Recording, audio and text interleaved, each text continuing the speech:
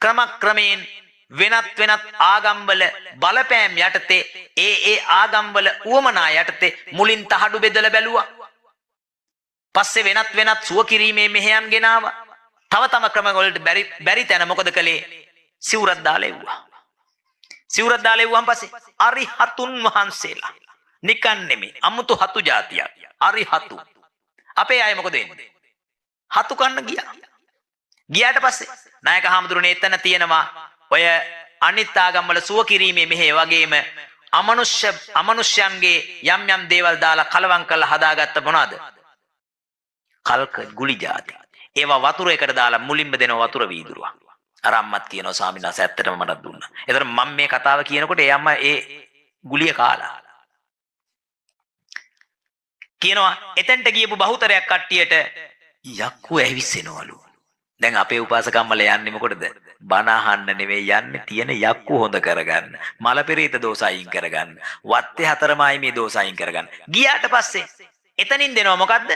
Brain wash කරනවා. ඕකම නෙමෙයිද බුදුහාමුදුරන්ගේ පිළිම අරගෙන දෙකට කඩලා අර මෙහෙම එක දුන්නේ.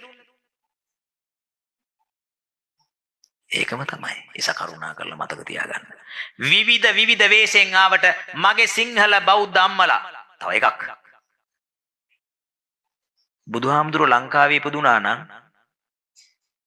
ඉන්දියාවේ ඉඳලා ගෙනාපු ජයශ්‍රී මහ බෝධියට අපරාධනේ නායක හාමුදුරනේ ඒ කාලේ වතුර දැම්මේ අර මෙහෙන් ගෙනහිල්ලා නේ.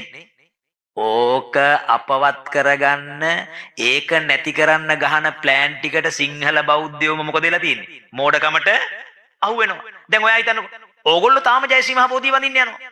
තව පරම්පරාවක් යනවා. තුන්වෙනි පරම්පරාව මොකද වෙන්නේ? තුන්වෙනි පරම්පරාව කෙලින්ම Facebook එකෙම කපලා දානවා ජයශ්‍රී මහ බෝධිය. ඇයි? ඉන්දියාවේ නෙමෙයි බුදුහාමුදුරුවෝ අපේ නිකන් අපේ පිළිකන්නේ නේ. අපි බුදුහාමුදුරන්ගේ මස් සිනාලානේ. එතකොට මොකටද ආ ඉන්දියාවේ කපපියා කැපුවා? Facebook එකම රිජෙක්ට් කළා. දලදා වහන්සේ හේමමාලි දන්ත කුමාරයෝ අරගෙන ආවා. මොකටද? මේ ලංකාවේ බුදුහාමුදුරුවෝ ඉපදුනා නම් ඉන්දියාවේ ඉඳලා හවල් එකටද ගෙනාවේ? කැපුවා. ඕගොල්ලෝ හිතන්න සියතින් කෙල නසා ගන්න જાතියක්. මෝඩ වෙන්න එපා.